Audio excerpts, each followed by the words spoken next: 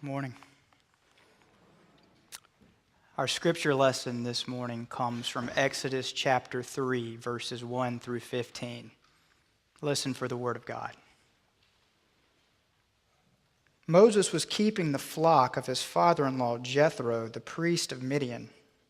He led his flock beyond the wilderness and came to Horeb, the mountain of God. There the angel of the Lord appeared to him in a flame of fire out of a bush. Moses looked, and the bush was blazing, yet it was not consumed. Then Moses said, "I must turn aside and look at this great sight and see why the bush is not burned up." When the Lord saw that he had turned aside to see, God called to him out of the bush, "Moses, Moses." And Moses said, "Here I am." Then God said, "Come no closer. Remove the sandals from your feet, for the place on which you are standing is holy ground." God said further, "I am the God of your father, the God of Abraham, the God of Isaac, and the God of Jacob." And Moses hid his face, for he was afraid to look at God. Then the Lord said, "I have observed the misery of my people who are in Egypt. I have heard their cry on account of their taskmasters. Indeed, I know their sufferings. And I have come down to deliver them from the Egyptians, and to bring them up out of that land to a good and broad land, a land flowing with milk and honey, to the country of the Canaanites, the Hittites, the Amorites, the Perizzites, the Hivites, and the Jebusites. The cry of the Israelites has now come to me. I have also seen how the Egyptians oppressed them. So come, I will send you to Pharaoh to bring my people, the Israelites, out of Egypt." But Moses said to God, "Who am I that I should go to Pharaoh and bring the Israelites out of Egypt?" God said, "I will be with you, and this shall be the sign for you that it is I who sent you. When you have brought the people out of Egypt, you shall worship God on this mountain." But Moses said to God, "If I come to the Israelites and say to them, 'The God of your ancestors has sent me to you,' and they ask me, 'What is his name?' what shall I say to them?" And God said to Moses, "I am who I am." He said further, "Thus you shall say to the Israelites, 'I am has sent me to you.'" God also said to Moses, "Thus you shall say to the Israelites, 'The Lord, the God of your ancestors, the God of Abraham, the God of Isaac, and the God of Jacob has sent me to you. This is my name forever, and this is my title for all generations.'" This is the word of the Lord. Thanks be to God. A man goes for a walk with his father-in-law's goats, and lo and behold, he stumbles upon a talking, burning bush. So goes perhaps the most recognizable story in the entire Bible. Many of us, I'd imagine, retain from our childhood vivid mental images of this story, images of a cartoonish, bearded Moses, staff in hand, eyes wide with wonder as he beholds a blazing bush. It's an iconic story. It captures a hugely significant moment in the history of the Israelite people. But here's what I want us to ponder this morning. We recognize the story. But do we recognize the burning bush? And to really approach this question, I think that it's vital that we ground this important story in its proper context. Here, in this iconic moment, as Moses encounters the burning bush, we're at a juncture in the Israelite history where much, much important backstory has taken place. First, of course, there is Adam and Eve, who are created by God, and they are called to a very specific purpose. They're called to love God, to love one another, and to take care of creation. Well, Adam and Eve make a slight mess of things. And then so too does their son Cain, and then so too do the subsequent generations that follow them all, until after a worldwide flood, a lone survivor named Noah and his immediate family are commissioned by God to do the very same thing that Adam and Eve were originally called to do. They're called to love God, love one another, and take care of creation. Very quickly, though, so the story goes, everything goes downhill again. Until one day, some hundreds of years later, God calls a man named Abraham, calls him to leave his homeland, leave behind his security and his identity and everything he's ever known in order to go to an undisclosed place that God will show him. And through him, so God promises, all nations of the earth will be blessed on his account. So Abraham goes, and late in life, Abraham is blessed with a son named Isaac. Isaac, in turn, then fathers a son named Jacob. And Jacob, who was given the name Israel by God, ultimately becomes the father of 13 sons, the youngest of whom is named Joseph. As Neil showed us in a wonderful sermon last week, Joseph's 12 brothers, envious of their father's preferential love for Joseph, conspire to sell Joseph into slavery in Egypt, where Joseph ultimately becomes a high-ranking figure in Pharaoh's court, being given charge over the entire nation of Egypt. Many years go by, and due to a famine in Israel, the brothers who had conspired to sell Joseph into slavery now come to Egypt hoping for mercy and help, whereupon Joseph, recognizing his brothers, forgives them. Soon, all of the brothers, along with their father Jacob, move down to Egypt with Joseph, where Joseph continues to hold considerable influence. And the book of Genesis concludes with Joseph, aged 110, passing away in Egypt. Then Exodus, the book that immediately follows Genesis, picks up the story some 400 years later. And quite a bit has changed in those ensuing 400 years. We're told in the first verses of Exodus that eventually a new king had come to power in Egypt, a king who knew nothing about Joseph. And due to this king's fear of the Israelites' rising population and power, that king enslaved all of the descendants of Jacob, of Israel. Thus, as the book of Exodus begins, the Israelite people have been oppressed as slaves for 400 years, subject to horrific working conditions and inhumane treatment. Now enter a character named Moses. Young boy born at a time when Pharaoh has decreed that all newborn Hebrew males must be immediately put to death. However, Moses' mother, not wanting her son to be killed, puts him in a basket and sends him down the Nile River, where he is ultimately found and brought home by Pharaoh's daughter, thus being raised in Pharaoh's palace, treated like a son, and being party to all the attendant privileges that such a station provides. One day, though, Moses, now a grown man, sees one of the Egyptian slave masters inhumanely mistreating one of the Hebrew slaves, and Moses, suddenly having his eyes open, suddenly recognizing the suffering of those around him, suddenly recognizing that in truth he was a Hebrew himself, just like these people himself, he in this moment impulsively strikes down the offending Egyptian and kills him. Terrified, he then immediately buries the body in hopes no one will find out. However, a few days later, Moses sees two Hebrews arguing with one another and inserting himself into their altercation. One of the quarreling Hebrews hisses at him, "What do you care? Are you going to kill us the way you killed that Egyptian?"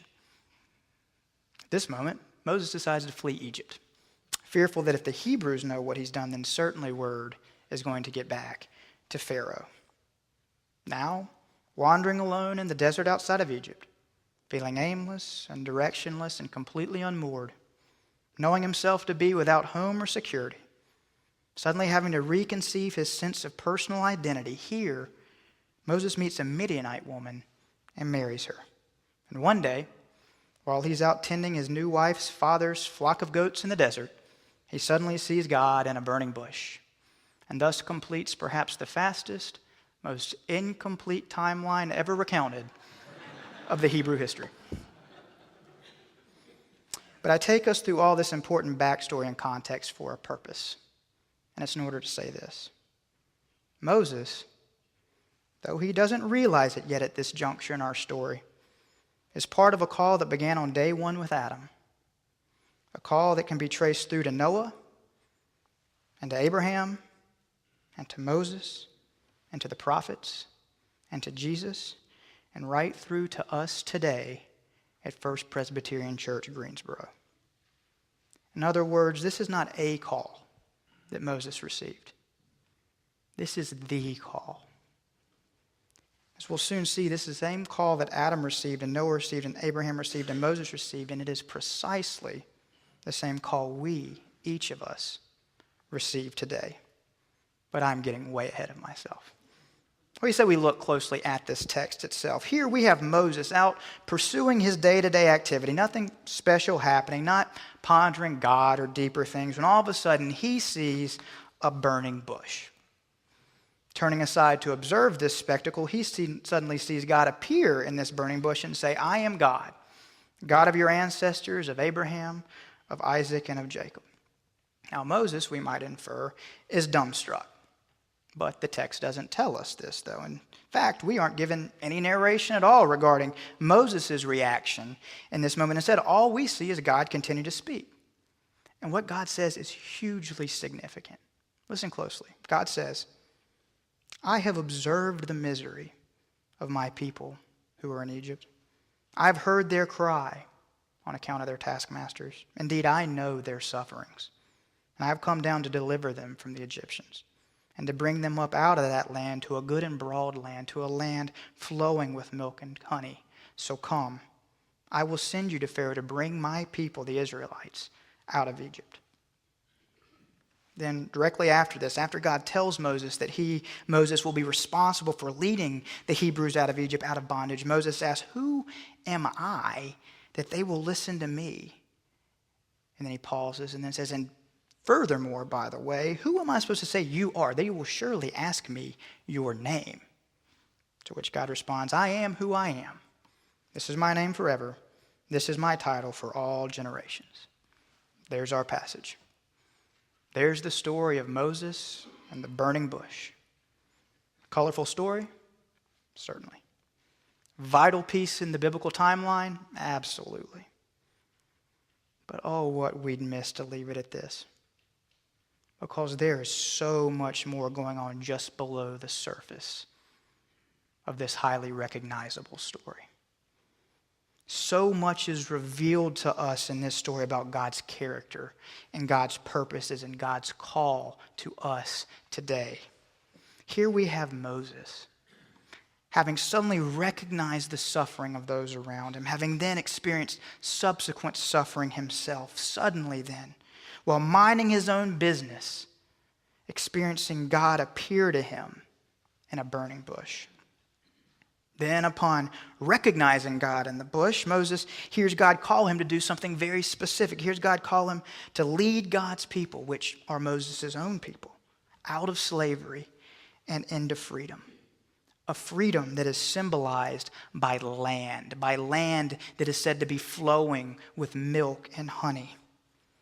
It is very important to note here that this vision of land teeming with land and honey, that this is an intentional metaphor. It's a metaphor for life, for abundant life. You see, Moses is being called to deliver them from bondage to freedom, from deadness to life. So upon receiving this hugely important assignment, Moses asks what I consider to be a pretty logical question. Who am I that I can effect such change? Who am I that I can spearhead a movement that will deliver people from bondage to freedom? Deliver people from deadness to life? To which God replies, I will be with you. In other words, it's not you who will do it. It is I who will do it in and through and with you. You are not responsible for the change that will be effected. You just have to be a willing instrument. To which Moses nods and shuffles his feet back and forth. And I made this part up, by the way. I don't know that he did this, but it sounds conceivable. And he says, all right, well, okay. Surely they're going to ask me then who you are. If I go to them with this message and then say it's not up to me, they're certainly going to ask, well, then who is it up to? They're going to want to know who you are. So who am I supposed to tell them that you are? To which God responds in perhaps my favorite line of the entire Bible, I am who I am. I am who I am. Let's really consider that name. Really consider the language used. Here in this statement, I am who I am, God claims to be both subject and object. Meanwhile, the present perfect tense of the verb to be demonstrates a state of always being in the present, of always being in the eternal now, the eternal present. In other words, with this name, God here claims to be all there is, all there ever was, all there ever will be. I am who I am. Beautiful turn of a phrase, isn't it? What does it mean? And perhaps the most famous of all of Shakespeare's lines, Hamlet, ponders aloud to himself, to be or not to be, that is the question. And to what is he referring? Living. He's referring to life. He's saying, should I live or should I die? Should I be or should I not be? Thus, to be is to be alive. Being is life. And God here is saying to Moses, you want to know who I am? I'll tell you who I am. I am being with a capital B. I am life with a capital L. In other words, God is saying the reason I'm able to call your people out of bondage and deliver them to life is because I am life. Or put differently, God is saying that God is the ground and source of being, saying that there is no life outside of God.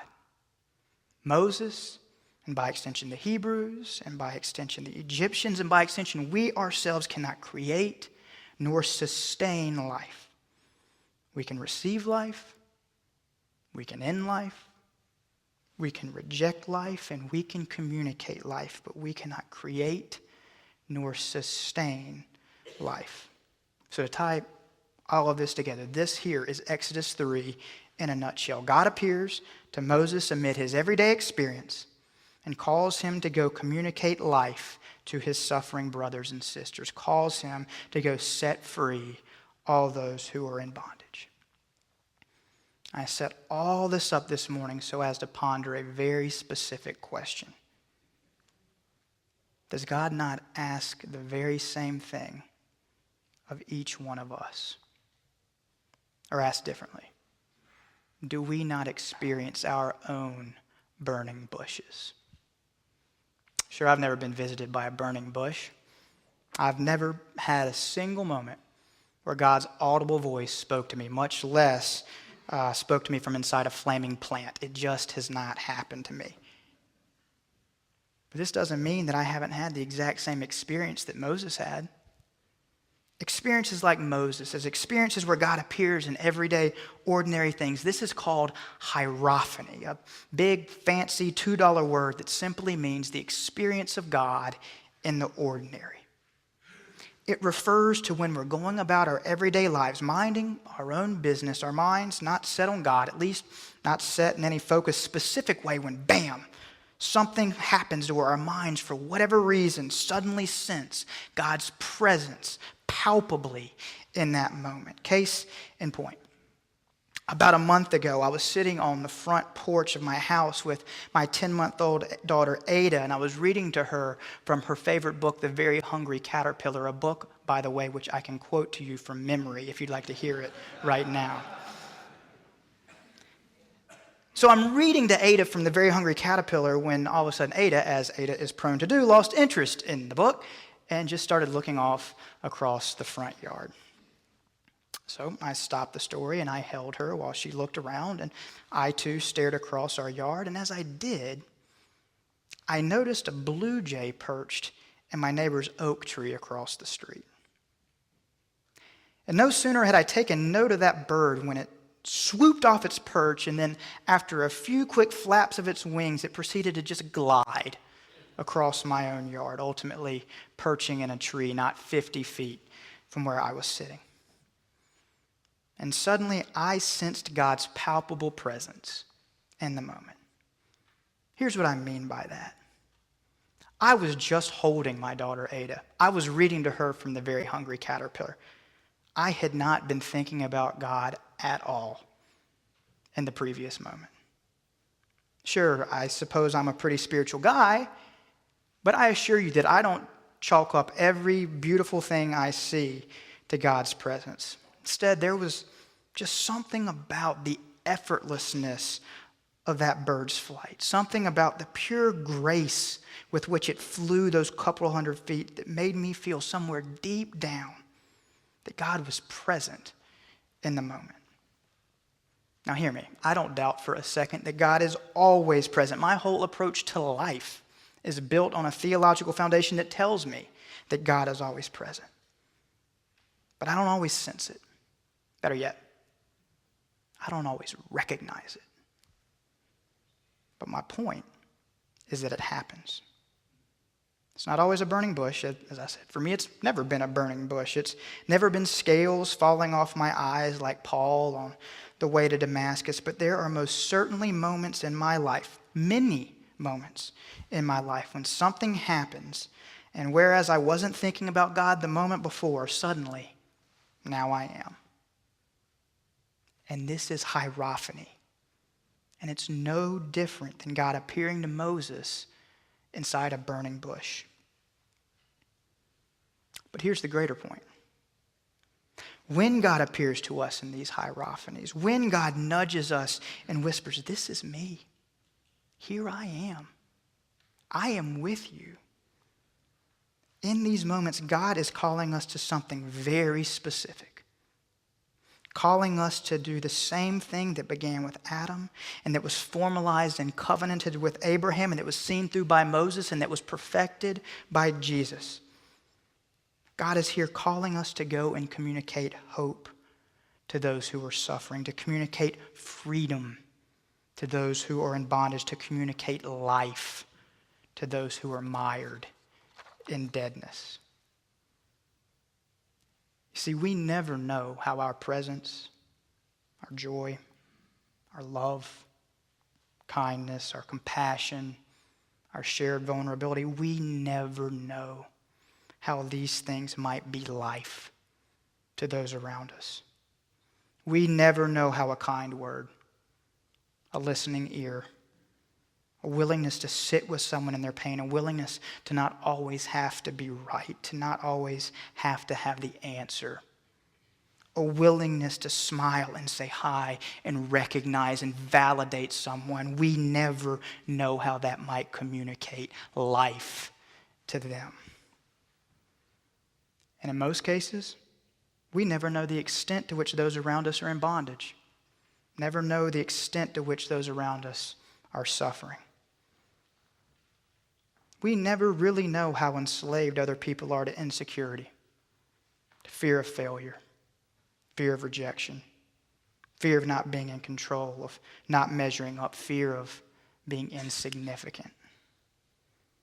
We often make the mistake of thinking that because someone is successful, because someone dresses nicely, because someone is attractive, because someone has nice things, because someone has connections, because someone seems confident and polished and put together, because someone smiles a lot. We often make the mistake of thinking this means they're not suffering, of thinking this means they're not in bondage. But it doesn't mean that. No, these are fears and insecurities that eat away at all of us. We are all naturally in bondage to these things. Some of us more than others, some of us suffering from certain of these more than others of these, but still we are all to some degree enslaved by these things. And here's why. Because these are hallmarks of deadness. Each of these things I just named is antithetical to life. Rather than being life, they steal life. These things oppress life, and they enslave life, and they stamp out life. And these things exist because apart from God, there is no life. I am who I am, God says. In other words, anywhere we look for meaning, for joy, for fullness apart from God, will fail. Not because God doesn't want us to find life anywhere else, but because God is all the life there is. I am who I am. Or as the writer George MacDonald puts it, God says to humankind, You must be strong with my strength and blessed with my blessedness, for I have no other to give you. And here's the beautiful thing about the Christian story. Though we cannot create nor sustain our own lives, God, through Christ and by the Holy Spirit, has given us the awesome power and opportunity and responsibility to communicate it. Just as Moses is asked to deliver the people from bondage, so too are we asked to deliver one another from bondage. And just as Moses is promised that God will be working in and through him, so too are we promised this very thing, assured, just like Moses, that it isn't incumbent on us to be good enough, smart enough, happy enough, funny enough, articulate enough, likable enough to effect the change. That instead, it will be God in us and with us and through us who will effect the change. It begins just as it did with Moses, with our recognizing the suffering, recognizing the full humanity of those around us.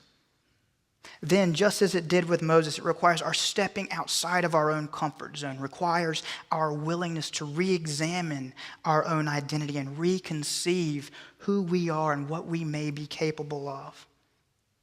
And then, anytime we're going about our day-to-day activities, such as sitting with our daughters on our porch or tending our father-in-law's goats in the desert, and suddenly we see something, a bird's flight or a burning bush, something that grabs our attention and turns our thoughts to God. In that moment, we can be certain that we're being called to do the very same thing Moses was called to do.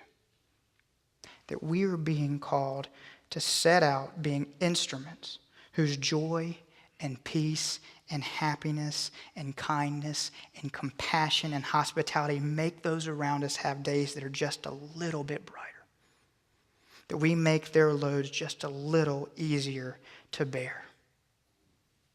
Recognize that we are being called to see the vulnerability and brokenness that we share with our brothers and sisters and help move them from deadness to life.